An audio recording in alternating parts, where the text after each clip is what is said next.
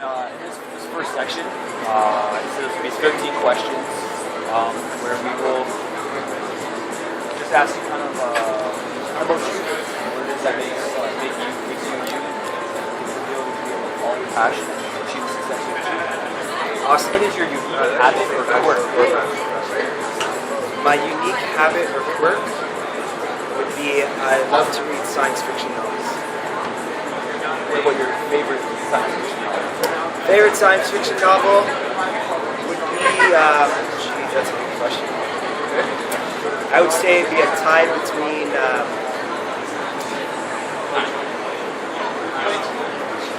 Arthur Clarke's 2001: A Space Odyssey. I'm actually rereading that one for a second time. So a tie between that and I'd say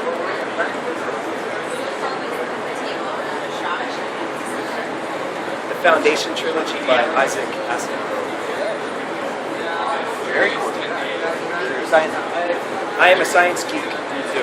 Born and raised. I'm not only a client, I'm its president. Self-proclaimed, self-declared.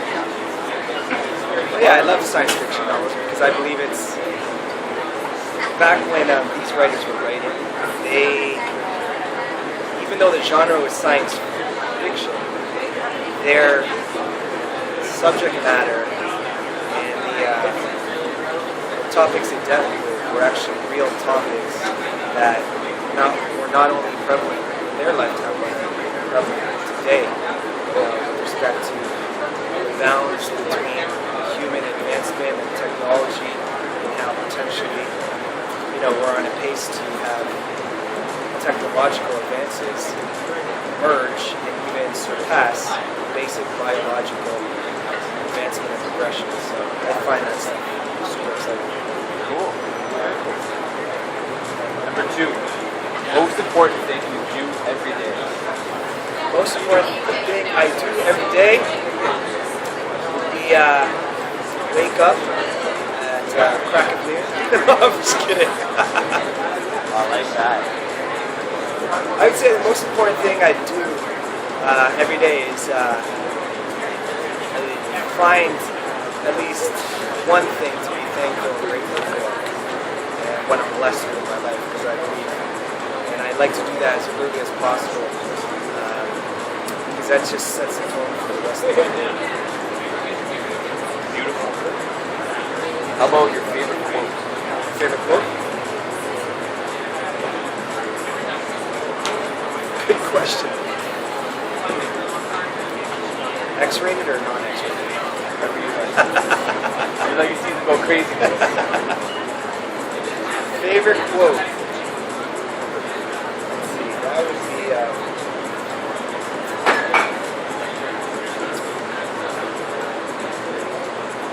good question, let me think about that. Let's get back to that. How do you relax or blow off steam? How do I relax or blow off steam?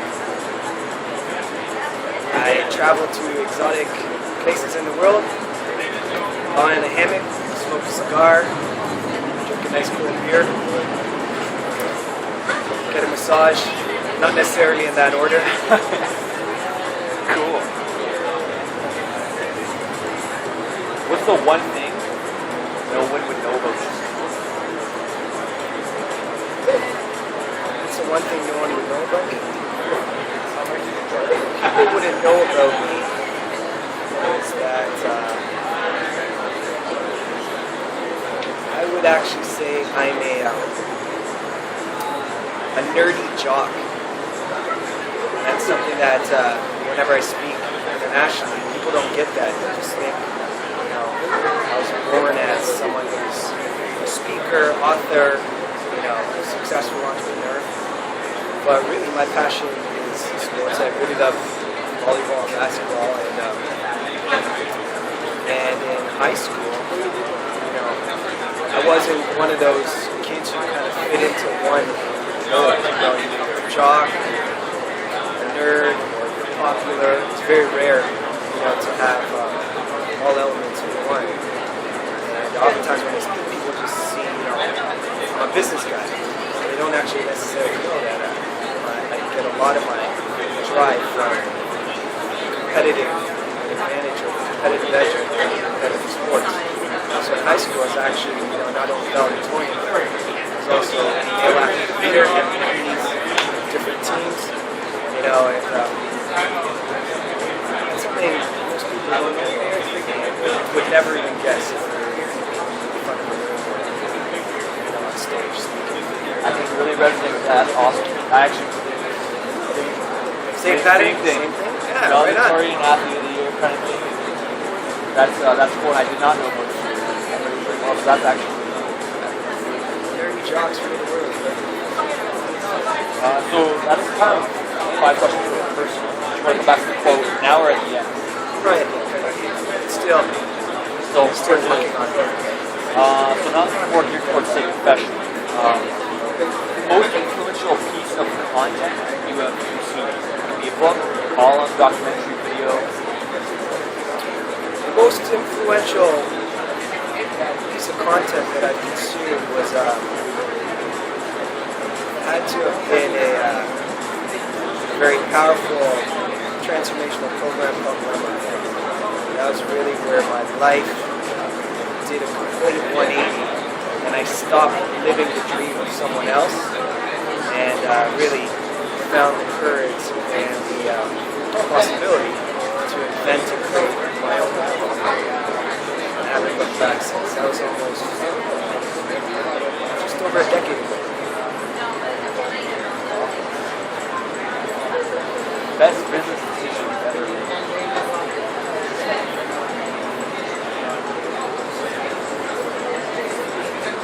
Best business decision I've ever made was to start investing in the U.S. at a time where real estate as an industry was the worst thing the public and the media would ever say, something that someone should invest in.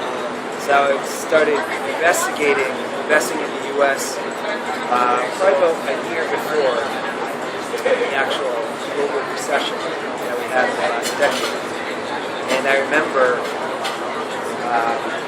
when I made the choice to begin investing in the U.S., all of my family and friends who had up to that point supported me with my investing, even though that was crazy for them. They still supported me when I was investing close to home in Canada. And when I started to investigate and started to invest in the U.S. at a time where it was the most toxic asset you could potentially invest in, that's when everybody thought it was more than crazy. They just thought it was really stupid, and they weren't afraid to tell me. But it was the best business decision I ever made because that really enabled me to work with and help a lot of families who were in a tough financial environment, and at the same time generate significant profits for myself, my business, and for the very few people who actually did invest with me. So I've heard the term often in your life, when you were younger, I guess, kid your fate. You did that often? Often. Very often. Yeah, It's my middle name. Now I know I'm on the right path. I did that a lot. Worst job you've ever had? Delivering newspapers as a 25-year-old. That was 3 years before I retired from my engineering job. So when I was 25 years old, I was broke. As an engineer, I was making good money, but I was spending way more than I was making. I was making really stupid financial decisions, and I really wanted to pay for this program that I wanted to take, and I couldn't afford it, which was really embarrassing. So I decided to deliver newspapers from 1 a.m. in the morning to like 4 a.m. every morning on top of my day job. And I would have to say that was the worst job. I would not wish that on my job. My worst enemy, because it is hell. So my hat's off to the people who do that. Kudos to them, man, because that takes something. It's not something I would ever want. What is the one major factor that has contributed to your success? One major factor is being, I would say, being willing to be coached and mentored by people that I trust and respect. That was a big thing. It had me really swallow my pride, give up my arrogance, and learn firsthand that even though I may know a lot, I don't know everything. And even though I know a lot, the lot that I know really doesn't make a difference. It was when I really opened myself up to people I admired, respected, trusted, and allowed their contribution to sink in, is where my success would really begin to turn better. Now we're at the professional part of this. Awesome, we're done. Almost. Now your life approach. Right? We got 4 of those. So, when are you the happiest? I'm the happiest when I'm with my special partner, Layla. We've been together for 7 years. So when I'm together with her and we're creating our year, because we have a practice every year, completing the previous year and creating the next. So that's when I'm the happiest. I'm creating the next year of my life with the most important person. Most important piece of advice you received from? Most important piece of advice that I received has got to be 2 questions that I received from my mentors early on.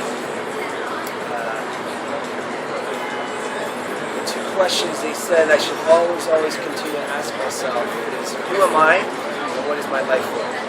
Because the answer to those questions allow me to chew up my day-to-day activities to be consistent with who I am and what my life is for. And that's the answer to those 2 questions cannot be invented or created by anybody else other than me. So that would be the most powerful question I've ever got. Where do you draw inspiration from? I draw inspiration from the beauty that's all around me. And one of the advantages of being retired and having been retired for so many years is the ability to go to really beautiful places in the world, exotic places if you will, and experience it firsthand. Smell the smells, see the sights, hear the sounds, feel, on a physical level, but also feel on an ontological, experiential level. Because all those things create a real network of neural pathways that ingrain a certain memory of what I call beauty. And oftentimes when I'm surrounded by beauty and I acknowledge the beauty that I'm surrounded by, it's kind of like a stargate or a direct conduit to the universe. And I just begin to download sources of creativity that is just not available when I'm stuck in the day-to-day grind, or when I'm caught up in the busyness that life can become in sometimes. So I always find opportunities to carve out time to just quiet things down and retreat to really beautiful places. Just like here, it doesn't have to be, in or Australia or anything like that. It can be right in the middle of the city. Just as long as there's beautiful people, beautiful scenery, and a beautiful life, is where I can draw a lot of creativity and inspiration.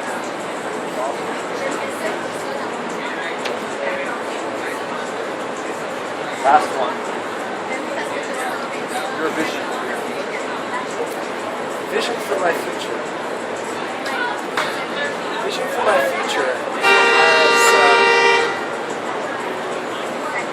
that must mean I'm about to make a really important point. All yours. Vision for my future is, I have a vision of standing, on the peninsula of my beachfront property, sharing that time, toasting it with my partner, and reminiscing about the trials and the victories and empowering and enabling 1,000 families worldwide on the real life as lived experience of developing them into financially independent, free human beings. I reached a point in my life where, financially things were great for me, but it's very lonely. And what I found was what really gives the maximum amount of satisfaction, which is why I created as a vision for my future, is the ability and the opportunity to give that experience to as many people as possible worldwide. And really, by worldwide, really setting it in stone or generating an expression in the world that this is not something conducive to only one segment of the population or one country or one socio-economic group, but it's possible for anyone, everyone, anywhere. To be able to stand and celebrate that victory as a real demonstration that the life experience that I've accumulated for myself and my business partners, and I've been able to translate it into something that makes it a real, as lived, direct experiential difference. Hundreds of people's lives, no matter where they started from financially, to demonstrate that it's possible for each and every one. That's my vision.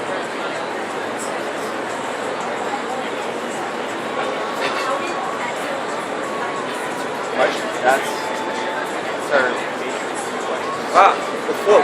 So now it's just about the 5 legacy items of choice.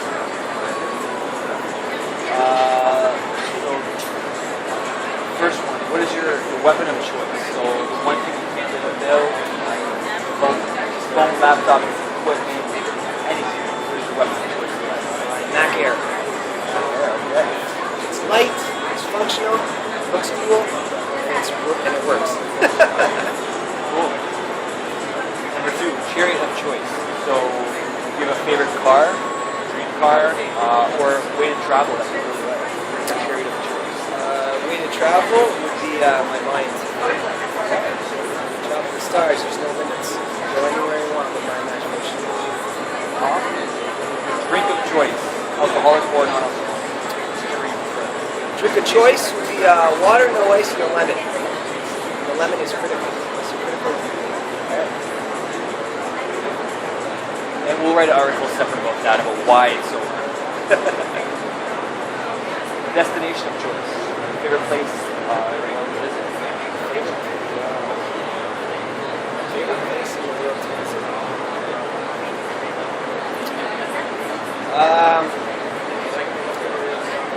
That would be northeast Queensland, Australia.